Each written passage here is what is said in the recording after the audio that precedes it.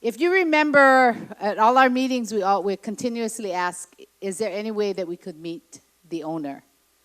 And somebody's laughing here, but he's actually here.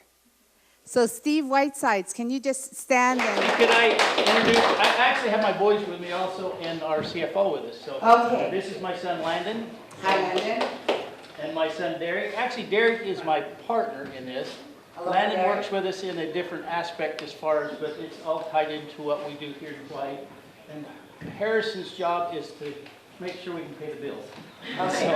And you all came in from Idaho? We did. We Okay. actually, and I hope for a disclaimer here, because we got up this morning at 4 o'clock, and so that's what, 2 o'clock your time, or midnight, yeah.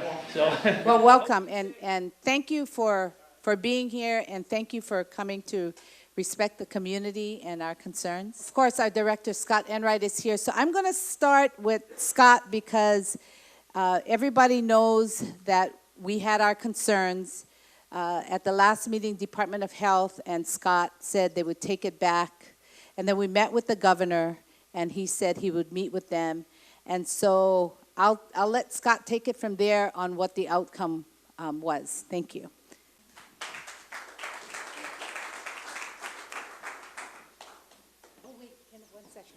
Okay, I just gotta show this because just so everybody thinking, what is these bottles of water up here? These empty bottles of water is with slugs that our community is inundated with. So one of our residents had just got this from her yard. And so I know that my yard has a lot of slugs too, so we're worried about that as well. So she just brought it to show how much slugs she just collected. And if you look on her Facebook, there was a video she took, and what was crazy, it was on a sweet potato plant. It had a slug and a rat right next to it. So, and it's on her April Weber's Facebook. So just go look at that. Questions about this will come up during the meeting, but I just wanted you to let you know, don't come and touch this. I went low, whoa. Okay, thank you. Good evening, everyone. So Valerie's correct. You know, at the last meeting we had was on a Tuesday. That following Monday, Valerie and a number of community members met with the governor and told the governor of their concerns. The governor was deeply concerned himself. So 2 days later, the Department of Health and the Department of Agriculture met with the governor to review the different assertions that have been made about what's going on in Ookala and the considerations that it needs to be given. So Department of Health told the governor that normally it takes them 2 years to finish an investigation like this, that he thought he could get it done in 8 months. But the governor basically told my friend Matt that that was unsatisfactory and he needed to come up with something sooner. So this past week, we had a meeting with the Department of Health, and that's when they came up with the violation that I think you've all seen in the press. So that's, but that's just the start. That's not the end of the investigation. Again, as Matt said, it's going to take them a long time to finish. I don't know what that is, and maybe Stewart can define terms on that, and maybe not, because I think it's going to vary depending on what Matt finds as he's investigating. Matt's a thorough investigator, and I know this because he fined the Hawaii Department of Agriculture $480,000 for an inadvertent sewage leak in our community. And the Department of Agriculture has a facility in Halava Valley on Oahu. It's an antiquated facility. There was a power outage. We had a sewage spill, and he fined us. So he doesn't pull punches. He's a good investigator. He's going to be out there doing it, but he does need the time to do it. I promised resources. Matt had to get back to me and tell me what they were going to be looking for. He believes the number is $250,000 over 2 years. That'd be $125,000 a year that Department of Agriculture would be putting towards the work that Department of Health thinks needs to be done. So I have committed to that. I've committed to the Department of Health in the subsequent meeting that we had. I've had 2 face-to-face meetings and 2 telephone meetings with the University of Hawaii at Hilo College of Agriculture, and that's who I'm looking to contract to do the work that I feel needs to be done, and additionally the work that the Department of Health needs to be done. And now that the Department of Health has come back and is giving me some of the protocols, I believe I can structure that contract. In state government, you can't just decide that you're going to spend money and spend it. You have to go through procurement. You need to put together a contract. We don't do soil testing. We don't do water testing in the work we do with the Department of Agriculture. So I need to find a third party, and that's going to be the University of Hawaii College of Agriculture. I've met their testing lab facilities, so they're ready to do the soil testing and the water testing. They'll do it in conjunction with Dean Bruce Matthews, the Dean of the College of Agriculture. Additionally, we've talked to the Marine Sciences Division. They've got a marine scientist who specializes in degraded marine environments, and so we'll send her down to see if in fact the marine environment here in Ookala is degraded, and if so, what's contributing to that. And there is a professor of environmental engineering, Shiwoo Son, who's part of the College of Ag. He hasn't quite signed on, but I've asked him to do a study of the waste management practices at the dairy. Dean Matthews thinks he will. That's what I'm going to be contracting for, and additionally the work that the Department of Health wants to do. So that's where the Department of Agriculture is currently. And everyone should have received the answers to the questions that were for the Department of Ag from the last meeting. If you want me to give you any additional information on the questions or any other questions, I'll open the floor to questions. Yes. What about air testing? I understand that they're sterilizing some of the affluents, and this is a pretty windy part of the island, and a lot of that is traveling to the surrounding community. What testing is proposed on the air quality? Haven't heard anybody propose air testing. How about if I just propose reducing air? You know, on a lot of that, I would be looking for the Department of Health. You know, if the Department of Health is looking for that, if they think that's a concern. You know, again, this isn't work that the Department of Agriculture does. It's not normally a contract that I put in place. So I would work with the Department of Health. If they thought it was needed, I would then take a close look at that and give it serious consideration. I mean, with the fact that there's many days that we have to close our windows when it comes, the wind brings it to our house. I mean, it's so bad that we have to close all the windows on one side of our house. So, I mean, is there any way to monitor? Department of Health is looking at that issue. I believe there'll be some language, additional language going forward on that. I don't believe they've found any statute that regulates that to date, but I know that the dairy's taking a close look at that and seeing what can be done going forward to mitigate that. Good, sir.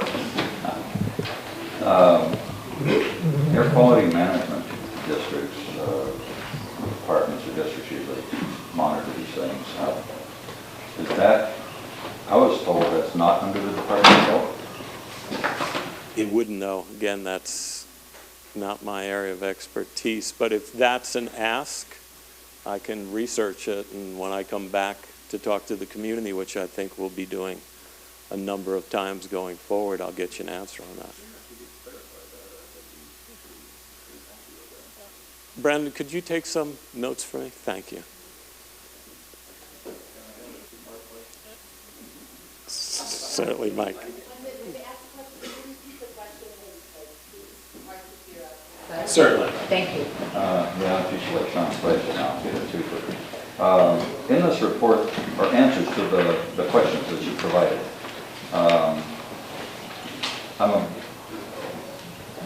you guys, I'm dense here, help me out. You're not dense, so I probably wasn't clear. Okay, good. So, Big Island is going to construct a third pond up there now? Not that, unless they're instructed to do so. That's the pond that Big Island Dairy actually constructed themselves. There was a pond, a 2.5 million pond. Okay, now I thought the existing pond was 1 million and they constructed a 2.5 million gallon. No, the numbers that you have there, based on the engineering specs that we saw, because we dug them out. Yeah, the older one, the one built by Island Dairy, that was engineered by Natural Resource Conservation Service, and its engineer James Lum at the time, and inspected by James Lum, is 2.5 million. Yeah, James said, that drove me nuts, but he did good work. And the newer one built by Big Island Dairy is 4.9, taking it up over the 7 million gallon capacity that was needed in the comprehensive nutrient management plan. You are very welcome. I'm going to take the council member and then over in the corner. So the smaller effluent pond was developed by Island Dairy and approved by NRCS. When was that? The dates, I'd have to go back and check the date. I didn't do that, So council member. When it was, it's changed ownership a couple times, but when it was. Well, the one time, Island Dairy to Big Island Dairy. When it was assumed by Big Island Dairy a few years back. Correct, 2012, I believe. Okay, so that was pre-existing, but there was no new inspection at that time? A new inspection of the existing pond? Yeah. Not that I'm aware of. Okay, so what was the size of Island Dairy when they applied for the environmental assessment in 1999? We know what, you mean, how many cows did they ask to have on there? Would have to go back and check. Didn't do that. And we're taking notes, so I can come back with that answer. Okay, because as I understand it, Island Dairy was a very different production process than what Big Island Dairy is, and yet that assessment traveled with it, even though there was a change in. The capacity traveled with it. So when the nutrient management plan was reviewed, and with the plan that Big Island Dairy was putting in that called for 7 million gallons capacity, they took the 2.5 that was existing and added a 4.9. Okay. And yeah, in terms of the capacity for the effluent pond, but I'm not talking in terms of herd size. Island Dairy was what, 300 million? Well, at the end, it was 800. 800 million. And then Big Island Dairy is twice that size, It's 14 14. currently, just north of 14, I believe. Just trying to get the details out there for people to understand. Thank you. In the back. I'm not from Ookala, I'm from Ninole, a 19-mile marker. But we are under an umbrella called Malamahamakua. But my concern is your marine person that's going to do your survey. I know Bruce Matthews is a soil scientist. But the question I'm concerned with is, especially with their operation, there's a lot of hormones. And really concerned about endocrine disruptors. So, I was wondering whether this marine science person is going to address that issue about hormones, because hormones in CAFOs are really notorious as disruptors in development of fishes on the continent. So I want them to address that issue too, because we have native species that lives in the streams. So would it be possible for, I don't know who you're going to contract for the marine science survey, but you have a name that person can come and explain to us what they're going to know? The tendency is to do nutrients. So, are they going to address this endocrine issue or not is my concern. So, we'd like to see really, I know what they're going to do, what kind of survey they're going to do. So I'm curious if they're able to, for us to review at least what they propose, what they're going to review, because what's important here is from the fisherman's perspective. Because, you can have a little esoteric exercise in science, but the fishermen that don't fish anymore, it's going to affect them. But I really want us fishermen, I fish here too, I grew up here fishing all my life. And to me, to see happening here is a point source. But how is it going to affect the whole coastal areas? Because we really depend on that. So we'd like to be able to at least review at least some of the proposals if possible, or at least give a presentation so that we're comfortable instead of just seeing a report at the end. Yeah, that's fine, and we're taking notes so we can get back to you on that. You're very welcome. Yeah. You're very welcome. In the front. My name is Albert Nakaji. I'm from Kapay Cove. In reviewing this handout, the question is, have you heard back from BID about what they plan to do, quote, to reduce the risk of polluted discharges? And the answer, BID is in the process of purchasing and shipping a wastewater injection system that would replace the sprinkler system currently in use, thus reducing the risk of polluted discharges. So my question is going to be injected where? It'll be incorporated into the soil. So you know what? Would have to check that it's not on the surface. What happened initially, you know, and what the Big Island Dairy is getting cited for, is that when they were playing with the sprinklers, it was running off. So this comes behind a tractor, so it's a plow. It gets incorporated into the soil, so it's never on the surface to be able to run off. It gets incorporated into the soil. So that's what they're doing. It's one of the many things they'll be doing. So would the Department of Agriculture or Department of Health not be concerned about leaching into the groundwater? No, we would not. You know, and we would rely on soil scientists if that's a concern of the community. It's standard agricultural practices. They're putting it in a zone where it can get used as a fertilizer. And as part of that comprehensive nutrient management plan, it's actually an asset that they need so that they're not paying for fertilizer costs to grow the corn that they use for the feed. So it's something that they'll pay attention to. They don't want to lose it. Wouldn't expect it to be able to leach through the strata and get down to the water table. That's not an expectation as I understand it. Will there be any kind of monitoring? Oh. It brings a lot over here.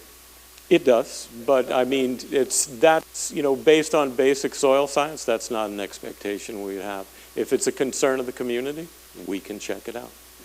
Can I just piggyback on that, because we don't want to get lost with that, but that was a good question, because a lot of the soil during heavy rains has come into our communities, has invaded our properties. At the last meeting, for some of you who wasn't here, and Mr. Whitesides, for you to hear, is like with Miss Gloria Segeri them, I mean, they were covered with mud, and it was stink for days, you know, and people got sick from touching the mud. I mean, we've had medical records from people with the E. coli bacteria. People have been sending their doctor's records and stuff and saying, this is what happened in the month of August, September, October, November, December, January. We have one older senior on antibiotics. This is going on the 5th month. I think she's still on antibiotics. Is her niece here? Is April here? Yeah, she's still on antibiotics. Yeah, and hard to get rid of that bacteria. It seems to be like a super bacteria. So the community has voiced that concern, Scott. So I just want to say that I think we need to put that on as monitoring, because it has been proven on all the heavy rains that we have been inundated with mud that is not really good mud, and that also has, and we know in September what happened in people's homes that destroyed some people's homes. So know that that is definitely a concern, and we still need to monitor that, because if they're oversaturating, who is the regulatory agency to make sure that we get protection into our community? So that would be one of the recommendations that I've heard from all the meetings that we've had. So I'd appreciate that. Thank you. Thank you. Yes. Well, you always say, your answer always says standard agriculture practices, but that may be true for on the mainland, but here, the amount of dirt we have compared to lava that we have, it's gonna make the agricultural business different. Have they checked into that? You know, Hamakua Coast being one of the older parts of the Big Island does have deep soils. So it's not Puna. You know, you go across the Wailuku River, you change geological zones and you do have lava with very little soil. Here we have deep soils. Well, you know, the idea again is that, you know, this wastewater that's a bone of contention with the community is actually seen as an asset for the farmers. It has nutrients that you want to have uptake with your plants. So it's part of their comprehensive nutrient management plan because they're using that as a fertilizer. So again, it's not something they want to lose. That's not what a good farmer would do. You want it there available for the plant. It's not too big a house.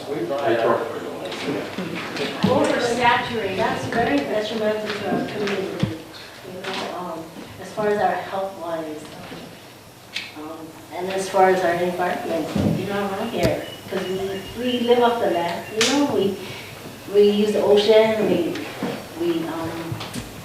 the kids go out and catch the pigs and stuff like that. We use the resources on our side of Ookala, and I think, yeah, it's beneficial to the dairy, but it's very detrimental to our community and people around. Well, I think we'll be able to demonstrate that it's not detrimental to the community, and that's part of what we'll be doing over the next 2 years, but certainly we'll get you answers quicker as we keep moving along. Yes. The term oversaturated kind of wraps up what this gentleman was saying and what this lady was saying. Oversaturating, yes, maybe it is good to a point, but when is oversaturation too much?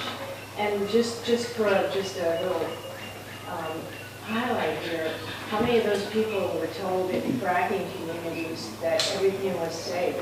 That there was a point where oversaturating put methane into people's wells. So oversaturating the ground, there has to be a limit.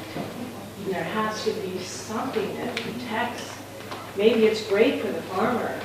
We all know we can fertilize, but we also know that cow manure, it can burn, you get too much, and what happens to your plants? So oversaturating is the word and the term that I think is a key point. We don't need free fertilizer. You know, we're getting it airborne, we're getting it waterborne. It's not these gentlemen from Idaho's air and water, it's ours. They have their own air and water in Idaho. This is the air and water of the people that live in Hawaii, pay taxes, and expect that there's oversight to things like this going on. These people, how did they go from 800 head to 1,400 head of cattle? Can it go to 2,800 head? Is there a ceiling? We'd like to know that. What does it do to the saturation? Well, if I can, because I think you've asked about 6 questions and I wanted to try to answer them all. You know, the University of Hawaii at Hilo's College of Agriculture will be monitoring this. So, you know, they'll determine what's good agricultural practices and what a good agricultural practice is for Hawaii. Working with a liquid, and it's not the full manure because the manure gets separated liquids and solids. The solids get turned into a compost. The liquids get turned into a fertilizer. You know, you had 2 100-year storms inside of 5 years, and so that was when it came. So they're working with the NRCS to come up with, you know, management plans for conservation. So, you know, all of these issues that came up, we're addressing them. You know, additionally, the people that are running the dairy are living here, and they are paying taxes. And, you know, we're an if I can, sir, I mean, I realize you have a lot of questions, and thank you very much. But, you know, this is an agricultural district. I was on the advisory committee for our community plan, and the one thing that was resoundingly the case is everybody up and down this coast wanted agriculture. And this is what agriculture is. These are good farmers, they're good dairymen, and they're the most successful agricultural enterprise we have here. They're doing good work. And I mean, Tim Richards, who's the county council chair of ag and a vet and a cattleman, has taken a look at the way they do business and finds it exemplary. So right there, okay, so just to get you guys caught up on, okay, because what you were saying that Councilmember Richards, by the way, Councilmember Richards is here and Councilmember O'Hara is here. And Councilmember O'Hara is the Environmental Management Committee Chair. Tim Richards is our Ag Committee Chair. But what I want to also point out to Scott and some of the meetings that we've had that, Scott, you weren't at, and I will talk about that, is it's okay to have the dairy in Idaho on flat, dry, desert land.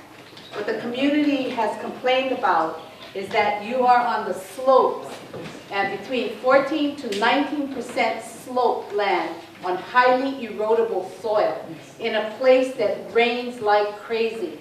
So when we talk about the 100-year rain in parts of like within a 5-year period, I can tell you this place is flooded more than just during those times of the 100-year storm kind of thing. And the reason why we found out is soil and water conservation, and this, I'm just giving this to the Whitesides who are here, and thank you for coming. I just want to explain what our past meetings have brought forward. The soil and water conservation and NRCS comes up with plans so that we make sure that the kuleana of the water and the kukai, the dirt, the manure, all that stuff, is your kuleana. It shouldn't be put on the kuleana or the responsibility of the community and to ruin our water resources. Because should we become isolated as a community, you see our community, right? A lot of bridges. We go out with bridges. Right now, our community wouldn't survive on our water resources because they're damaged right now. So we want to make sure that what we thrive on and what we can live on is a safe and healthy environment for our community. It's not just our waterways, it's the people themselves.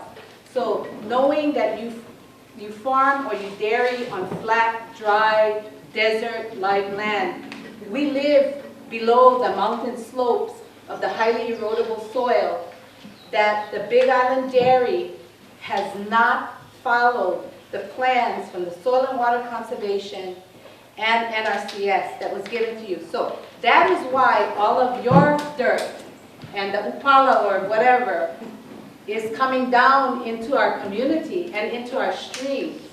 So what we want to make sure is that you guys need to start taking care of that, because the county of Hawaii, in which I work for, had exempted you guys from grabbing grading permits because they trusted that the soil and water conservation plans were being followed, when all this time it wasn't being followed.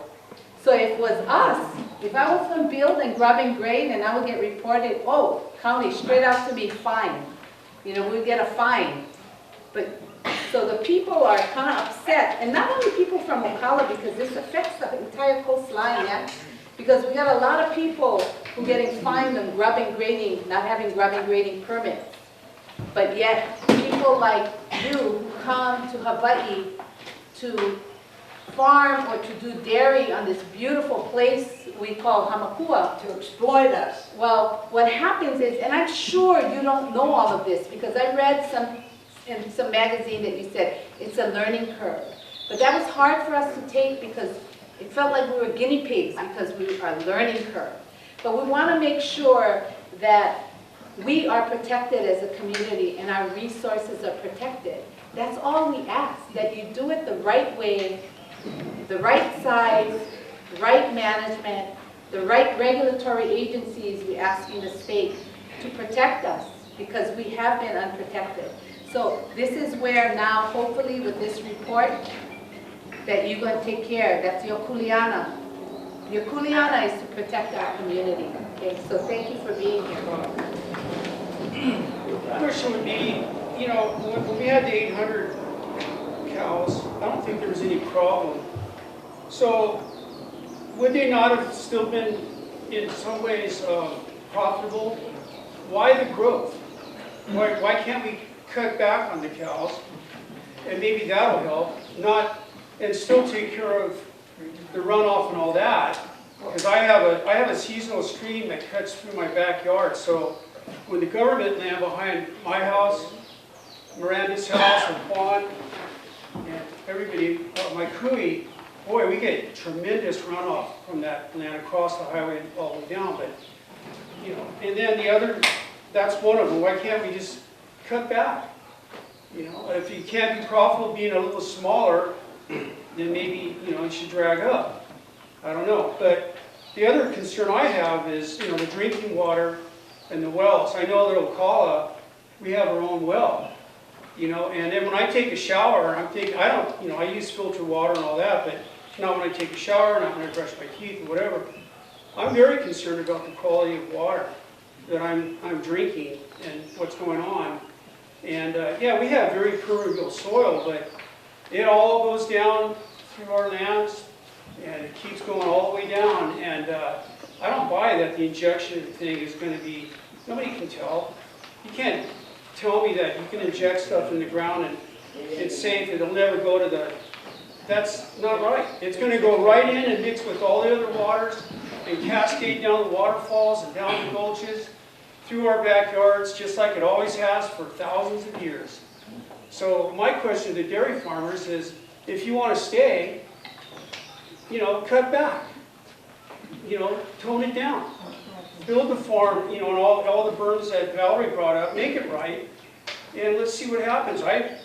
For forever, there was no problems with this smaller farm.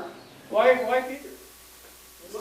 So I'll, if I can, I'll answer the two questions with the last one first.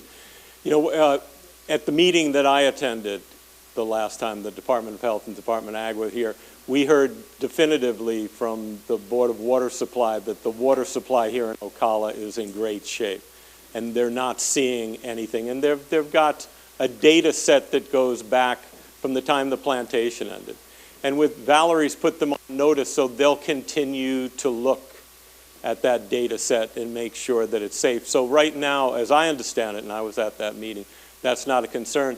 The answer to your first question is that's Big Island Dairy's business model. You know, it's an agricultural enterprise. 2,000 cows was a business model that they thought would be profitable in Hawaii, and something that they could do according to the rules of regulations of doing business in the state. And so that's private enterprise. You know, people get to decide what they want to do. That's what they decided to do, and they got permitted to do it, and that's where they're moving. They're not quite there yet.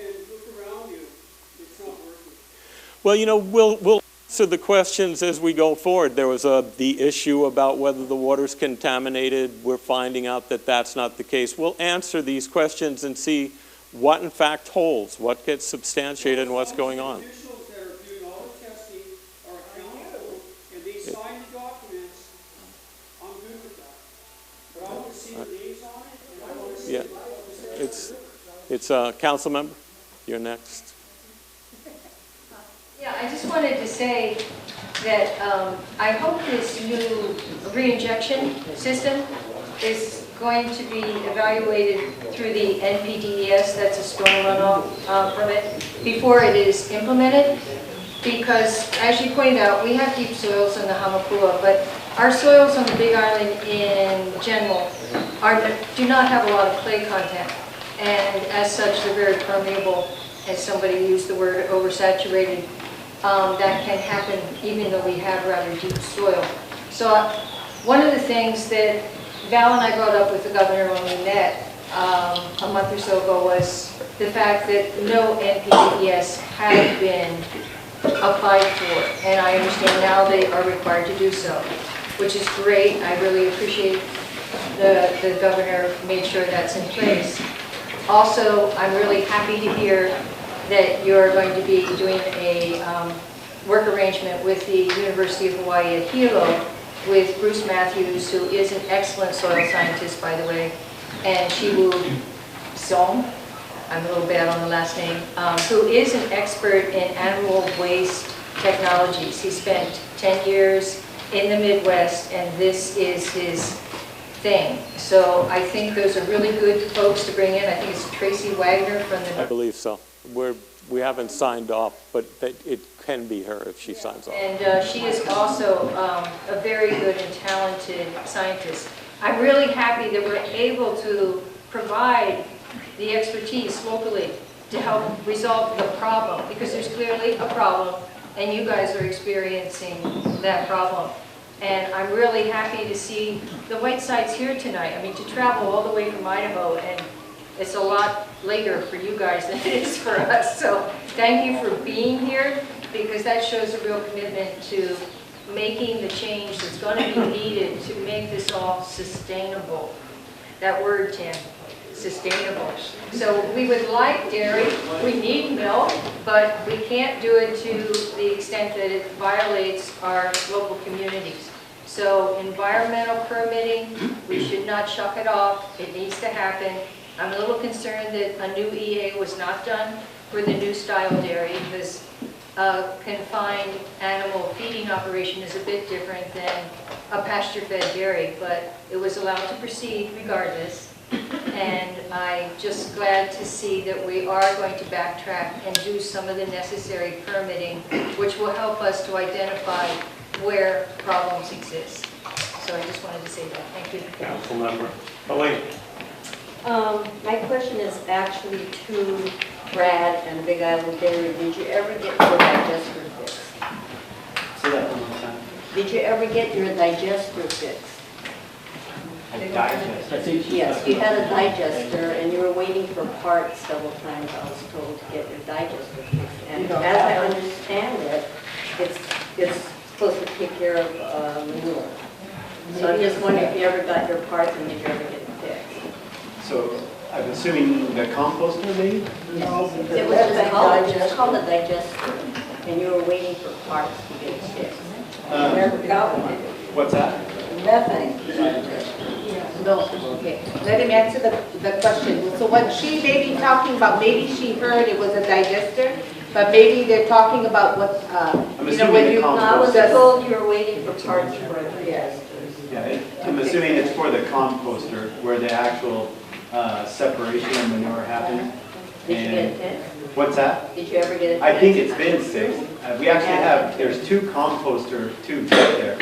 There is a pump that goes, there's actually two pumps that are there. So I would assume the answer would be yes, because we've been producing compost. So I'm assuming the digester is supposed to help take care of like the manure in the ponds a little bit at least, and make it more less It would be part of the system. organic. You guys have considered it, as I recall, when we did our tour, you had a cement pad in the area where you might put a biodigester in the future. Isn't that correct? No. Oh, okay. So where you lost your hat at? No, not that. She lost her hat in an effluent pond. They found it, by the way, if you wanted that. No. Okay, I think what Eileen is talking about, okay, let me get clear with what Colleen is saying. Colleen is probably talking about where you guys do that sorting of the big manure, getting it out so it can, okay. So that was down for a while. And I don't know if that's actually correct. There might have been a part that was off, but that thing actually functions. Function, okay. And what it does is it actually just separates out the solids, and that's what we compost, and pull those solids and put those in with the cow bedding. But that doesn't affect anything with the flow. I mean, now the system goes straight through that point, whether it's composted or not. okay. And Scott's off the hook right now because I'm going to start bringing Department of Health up. But did anybody else have any questions with, go ahead. Oh, sorry. What happens, I'm glad the university's involved. I was kind of wondering, what happens if they say, you know, that's a bad idea? You know, when you build an airport, you don't build an airport next to town for obvious reasons. And when you build a CAFO, you don't build it right next to town either. They're all out in Iowa, Kansas, you know, and they've got, even there they have problems. So coming into an established community and building it right up the hill, you know, what if the university says, that was really a dumb idea, let's start over, and maybe send it back to, you know, wherever it would work out a little better. Well, you guys know what I mean? You know, what are you going to do if the university says this is a bad idea? Having your operation right above the hill? Actually, I hope I'll have an opportunity to talk. Oh, great, yes. Okay. Oh, great. I'm glad you're gonna, okay. Thank you. Okay, go ahead, Mr. Nakaji. Where'd Scott go? He's not far. No, yeah, because, I want to say that I'm old. I'm makule. And in my lifetime, I've gone through maybe 5 of these so-called 100-year storms. I'm not 100 years old, nor am I 500 years old. And with all respect, sir, with all respect, for you to comment about the 2 flooding events as, oh, they're 100-year storms, that was condescending and very inappropriate, with all respect. I'm not Paul. I'm not Paul. Now, you were a resident here. How often do you live here? Sleep here? Weekend. Yeah. If you were a full-time resident, downwind, downstream, subject to the same kind of things that these people who had flooding involved, what would you do? What would you do? So the answer to the first part of the question, I was using terminology that NRCS uses to gauge storms. It's not my terminology. And if I can, that's how they build their conservation systems, their ditches to protect against storms. So basically just using the jargon that you use about storms and the works that you put in place. So no disrespect meant, wasn't condescending. Yeah, well, you asked the question, so I address you and I address them. But that's the answer to the question. You know, and on the second part, I'm here. You know, I don't have to be here. The dairy can stand up for themselves, but I'm a resident and I run the Department of Agriculture, so I'm here. The community should do exactly what it's doing. If they feel there's something wrong, they stand up, and we've done it before, and we'll probably do it again. It's that type of community. I was here from sugar times. I'm still here. And yeah, this is what the community does. So they have concerns and they're out. So how is that for an answer? Thank you. Now, having said that, I'm a businessman, whether you guys believe it or not. I've been a businessman for 45 years. I like businesses who have a plan, who try to grow, you know, and try to do that responsibly. I like that.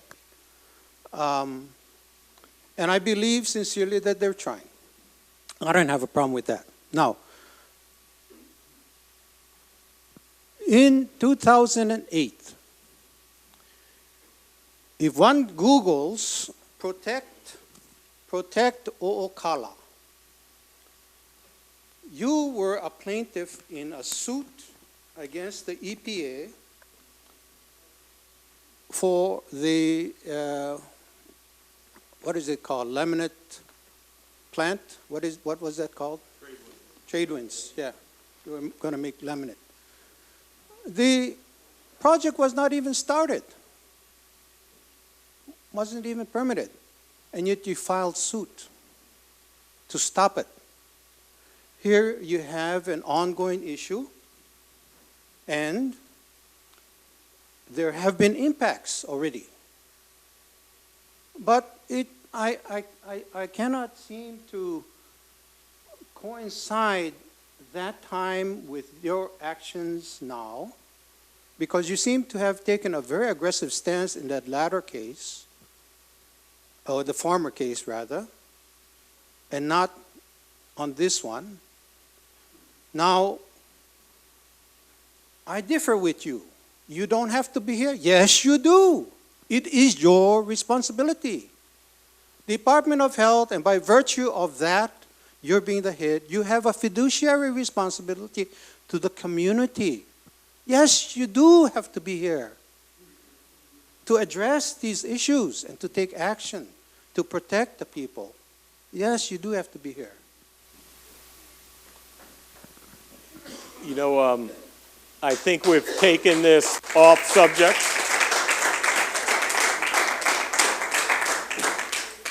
Yeah, don't exactly know what the clapping's for, but that's fine.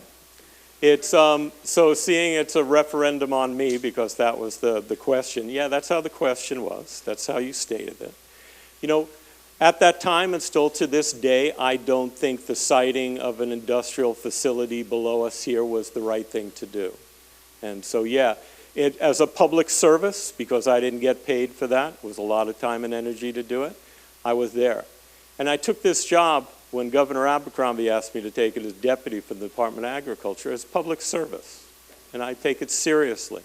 And no, actually I can be any number of places in the state and the country because there's all kinds of things to do, and I can send a deputy or I can send somebody else. That's not our project. Now it's a tenant, but it's not ours. So I could choose to be someplace else, but I am here. And I'm trying to be a good public servant. And that's what I'll continue to do. And so, you know, I'm sorry if that's not how you feel, but that's what I'm trying to do. Thank you very much. You're very welcome. Thank you. So when we talk about, just to point it out, Scott, when we talk about industrial here, large-scale ag, we can consider that as industrial as well. When we talk about protecting the health and safety of our community. And that's all what this is about, yeah, the health and safety of our community, which includes our water resources. Okay, so any other questions before I bring Department of Health? Go ahead, Mark. Matt, sorry. Thinking about this injection system that you folks plan to maybe utilize, are you folks planning to test the effluent water before it's injected into the ground or put into the ground somehow? Okay, so I think we're leading into probably Department of Health's questions, I think, because if we're talking about testing the effluent ponds or how are they going to monitor it, I'm going to bring them up. But the other thing, before we move on to Department of Health, I know our Department of Water is here, Keith. And Mike, I just want to let everybody know, since the last meeting, Mike had an opportunity to meet with Keith. And they met about a SWAP, which is a Source Water Assessment Plan. Well, the SWAP was done in 2004. And what the SWAP is for is it's done for prevention, making sure that the plans of what SWAP comes out with is what they make sure that they protect our water resources. So if SWAPs, the plans say, in this area we shouldn't be planting stuff, then we're supposed to be following that SWAP. But the SWAP is out of date. But Keith, before, right here, we get started, can you talk about that SWAP, what it is for? I mean, I don't know if I explained it right, that's why. Yep, basically what Val said. Yeah, so it's a preventive, proactive measure. It's to ensure the safety and the sustainability of the resource. So basically what it does, it identifies areas of concern. I don't know if I'm using the exact terms, but it identifies a 2-year area of influence and a 10-year area of influence. And they'll conduct a survey of potential contaminating activities within those areas. So like Val said, the last time it was done was in 2004. So we've asked Department of Health, and they've been very willing to update this particular water systems SWAP. And what we'll do is we'll take that information and move forward with that. If there is potential contaminating activities found, I'm sure then we'll work with the regulatory agencies to make sure that they are properly handled and addressed so that we don't have to worry about our groundwater resource. Because, yes, definitely. So I think the 2004 SWAP is, where can they locate that? Because that already shows where should be protected on our water table, right? So when you look at that, you wonder if, you can look at it and see if the dairy is using part of the lands where it's kind of blued out, saying shouldn't have any kind of activity on there. That was our concern. So, and that was a good find with Mike. So Mike, thank you for pushing that forward and with your knowledge and understanding it. Okay, so, go ahead. He was indicating these are proactive steps. Okay, but when you discover that you have a problem with your water, you go into reactive state. So what is the plan from a reactive standpoint, not from the proactive, which says, oh, whoops, we didn't catch it. So hopefully the swap will be good and says, you know, we haven't been contaminated yet, and the new plan will hopefully still say where it's not supposed to be, not changed according to help what's going on right now. But can you answer him? Hopefully. So we monitor the groundwater and the distribution system continuously. So we measure nitrates and nitrites regularly at the source, and we, you know, hearing what was some of the concerns of the community, it also caused us to pause and take a look at what we've been seeing as the results over the past several years. So what we found is that actually the nitrates and the nitrates have not risen. So we feel fairly comfortable about that, but at the same time, we don't want to not be proactive if there is a potential for future issues or concerns, so, which is the reason why we're updating the swap at this time.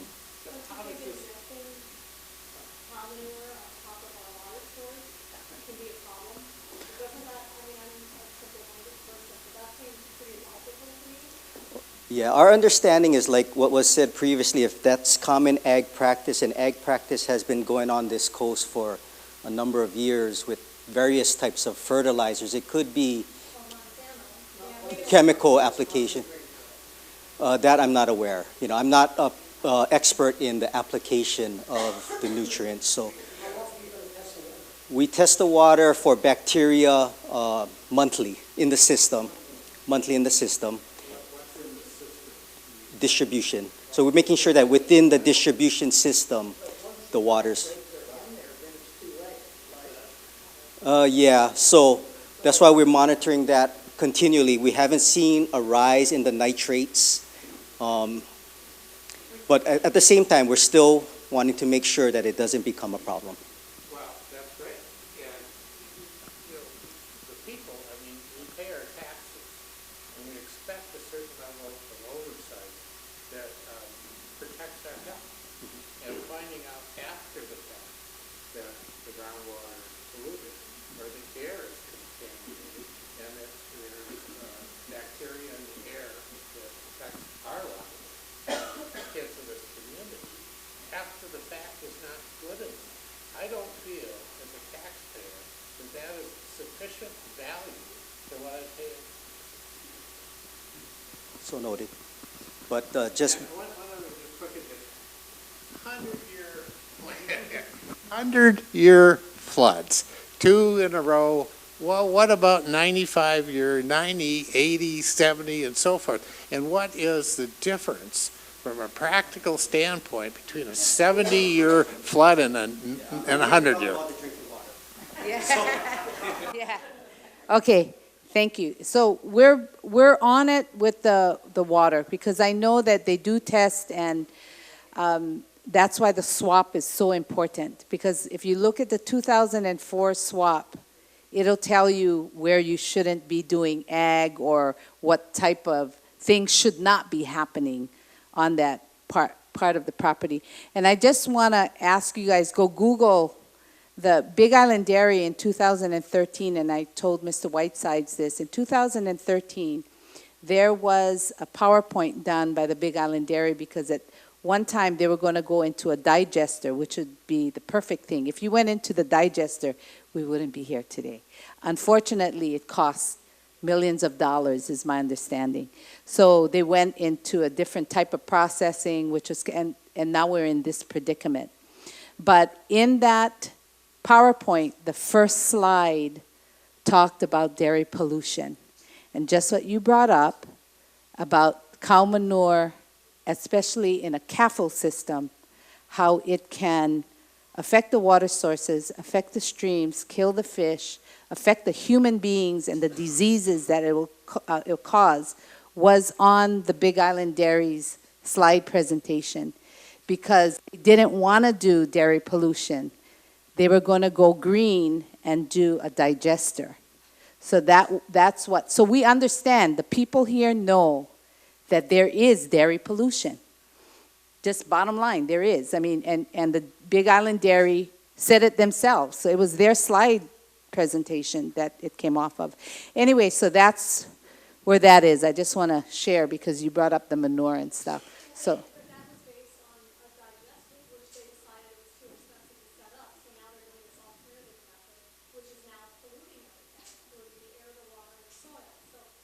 Right. And maybe, you know, and maybe the people will force them into going into a digester.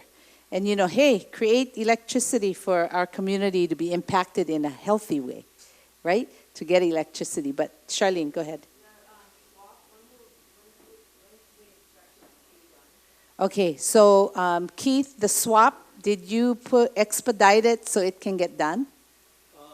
Yes, so what we're doing is we're working in collaboration with the Department of Health Safe Drinking Water Branch, and they conducted the swap the last time. And now they have on staff a gentleman named Bob Whittier, and we just had our engineering staff discuss with him today that he's got the word from the boss to start working on it. We'll keep following up with him to see how it's going. Sounds like if Scott gives him more money, he can fly over here. I don't know if Scott left. But part of that, I think, requires a survey to identify those potential contaminating activities. But yeah, so it's on its way. As soon as I know, I'll let Val know. That's part of the Safe Drinking Water branch of the Department of Health. They're our regulating body. That's who we report all our findings to make sure that the drinking water meets all safe drinking water standards. Is there a way that we can fast track that? I'll see. We'll try. And I think the way we can say, and what my office can do for the community, is to advocate that nothing gets done on that dairy differently, or they stop doing what they're doing now that's polluting our community, and not do anything different until that swap comes out. So we got to push that swap to come out, because this will determine what they can and cannot do and where and they can and cannot do planting or dairy operations. You know, so that swap will make that determination. So we shouldn't do anything that will damage our water source at this point. So I'm hoping that they will work with the Department of Water to make sure and keep an eye on that swap. And take a look, Mr. Whitesides, please take a look at that 2004 swap that is there, that source water assessment plan, because that will give you some idea. We have a copy of that. Can you get Mr. Whitesides a copy? So if you can give, I can get your email to Keith, yeah. And I think I may have it too on. Okay. So at this, go ahead, because I want to bring up Department of Health. Go ahead. The sweet potatoes that they're growing and selling to people. Okay. So the question is, I don't know if Department of Ag should be answering that. I think would be more appropriate for him than Department of Health. The question is, there's sweet potato growing, now they're farming the sweet potato where the corn was, and that they're spraying the affluent ponds on, or I don't know if they're spraying, I don't know where they're spraying the affluent ponds on. But question, is Scott here, or did he? Okay. Okay.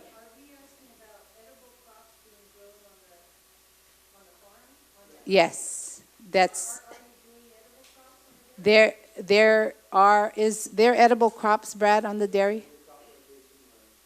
Yeah, they're growing sweet potato on now. So I think I can find out that question, the answer. Who are they? Well, don't eat sweet potato. Nah, I'm just joking. Okay, I was afraid because when April posted the picture with the rat and the slug by the sweet potato, I was like, whoa, and I have a hard time eating lettuce right now. But anyway, okay, so at this time, I'll bring the Department of Health up. Stuart Yamada. Yamada, right? Correct, okay. So how about a hand for Stuart? Thank you. Thank you. It's an honor to be here. First off, we got to give a lot of credit to the community. You guys stuck with it. You guys had the patience and perseverance to see this through. You're now seeing the fruits of your efforts. For us, you know, the big tool in our toolbox really is the NPDES permit, because it was basically optional. I know Scott had in that handout, they were exempt, technically it was optional. Concentrated animal feedlot operations are always encouraged to apply for an NPDES permit, always. Yeah, you cannot force them to until they discharge. Because there was a discharge under the law, Clean Water Act, they now have to apply. They can no longer stand on the side and not get a permit. So with that permit comes a lot of controls and a lot of information that's going to have to be revisited. So I think, you know, I saw a lot of the questions. I know Scott provided a lot of the answers, and, you know, basically what we're going to see is the NPDES permit process is going to be the beginning of trying to get a better handle on the operation.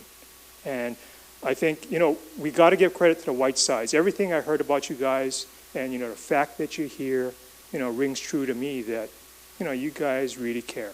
You guys really want to do right by the community, and that's appreciated, truly appreciated, because you didn't have to show up. I had to. But, you know, but seriously, you know, a lot of you have provided a lot of good information, and I think you have an appreciation for guys like Matt Carano. You know, I mean, hands down, he's probably one of the best guys we got. And of course, he's not here tonight because he was true to his word. He told you guys back in 2014, right, the lack of enforcement was a lack of capacity, was a lack of, you know, when you're only dealing with a staff of 4 or 5 counting himself, you're stretched pretty thin. This is statewide. So, you know, the fact that he could bang this out so quickly, you know, was quite a feat. And, you know, it's really owed to, you know, Brad. Brad was not about hiding stuff. He went up with Neil and Matt, hoofed it up the treacherous dry stream bed, and, you know, basically uncovered the discharge, ongoing discharge. It wasn't much, but it was a discharge. Under the law, it doesn't matter how small, how big, it's a discharge. And they were operating on the premise of being a no discharge facility. That's no longer true. That's why they have to get an NPDES permit to try and be a better no discharge facility. I know it sounds kind of odd, but that's what it strives for.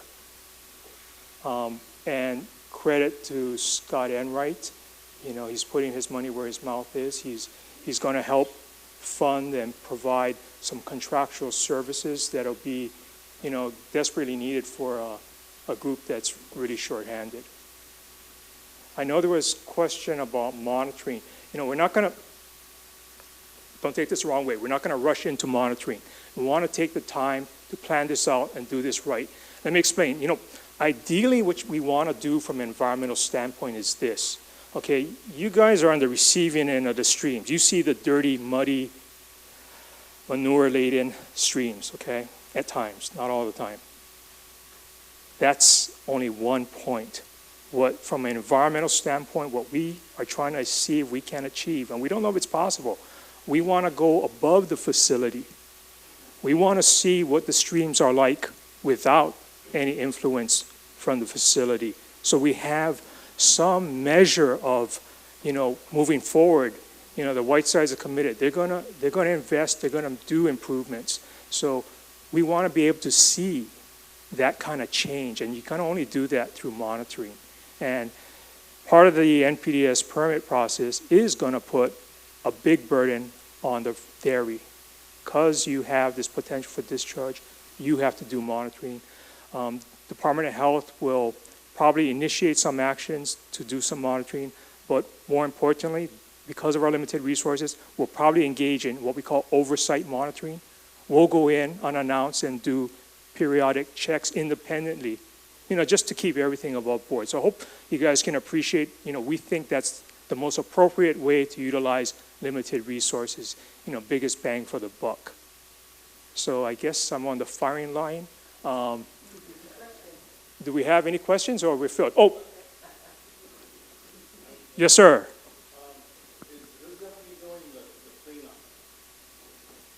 That would be basically responsibility to dairy.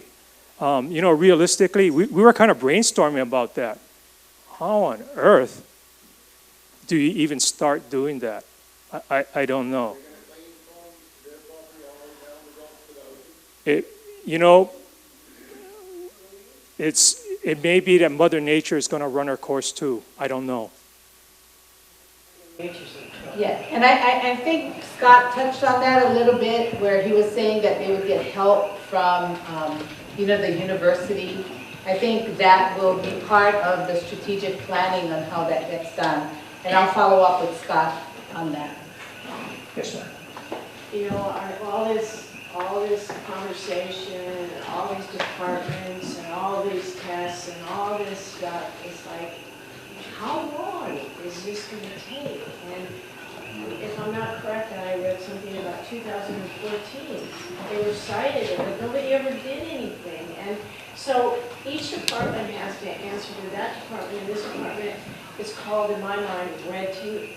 But the truth of the matter is, when you look at what's happening to our environment and Hawaii, I mean, Hawaii is a gem, it's a jewel, it's like, how could we do this, And if people would study the ahupua'as and what has happened through time, and how the Hawaiians respected the land, and how they respected their neighbors, and they respected, it wasn't about profit. I heard this profit and this and all that. It's like, how long is this going to take before something actually happens? Are you going to step up to the plate and do something before all the red tape and all this stuff tells you have to, or are you going to just do it for the betterment of these people, this land? What's right, and not what's going to take this signature and that petition, and it's just all too time consuming. It has to happen now, because these people are sick. I smell it when they're spraying it. We have to close our windows. Like, come on.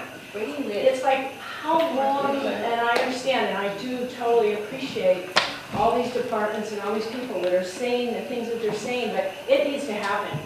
In 2014, it should have happened. And So where's Waipunalei.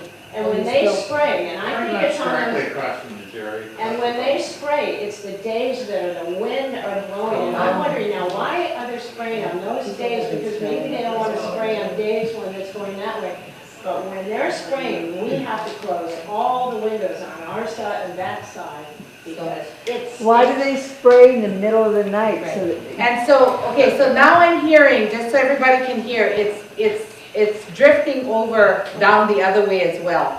So it has drifted over on this side, and now we're hearing, because I've heard this couple back here too is on that on the Waipunalei side too, is now spreading the drift.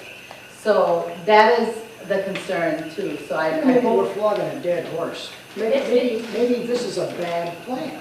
Why don't we start at ground zero? We're trying to fix something that we don't even know if it's a good idea. Well, correct. Basically, the NPDS will basically have to revisit everything. It'll be revising the comprehensive nutrient management plan and a lot of the other things that go along. But in terms of speeding it up, we hear you, but understand it is outlined in law, the process. So in other words, they have due process too.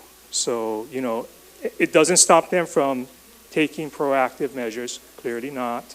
But under the law, they for example, Big Island Dairy has the right to contest the notice of violation in order. They have a right.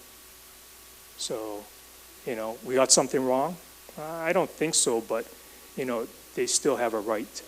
So we have to respect that. Yes? Is there any regulations that allows them what day, what time? Can they spray whenever they want, any wind conditions? What is the rules or regulations that you guys have? What a surprise. There's not rules and regulations for every scenario. I don't believe there are such regulations. I'll have to go back and check. I suspect under the Clean Air Act, it might come under a nuisance type thing. I know, but it's kind of belittling, right? Nuisance, but it is. But I'm not real sure to what extent it's usable in this situation. But again, I think, the white sides, I think they seem like really open people. I think they're hearing you guys about these kind of practices. I think last time Matt was sharing with us when he came back to the office that most of you shared that in the evening hours was when odor was at its worst, right? The, what do they call it? The land breeze? Hope I got it right. But, right, so coming off and bringing everything down. So, yeah, maybe not the best time to be spraying.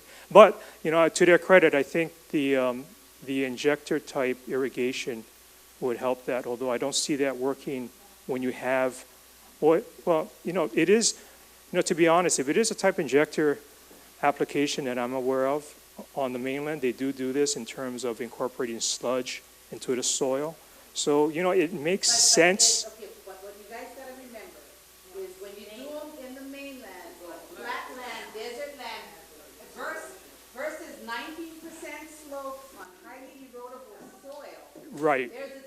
But, to their credit, when you're disking in this effluent as you go, you're trying to incorporate it right away. You're trying desperately not to let it run off. Because why? Because we're going to get them for that. But in a frequently rainy location.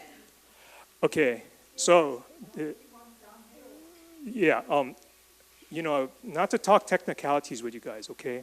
What Matt got the dairy on was wastewater effluent running off of the pasture land into the gulch.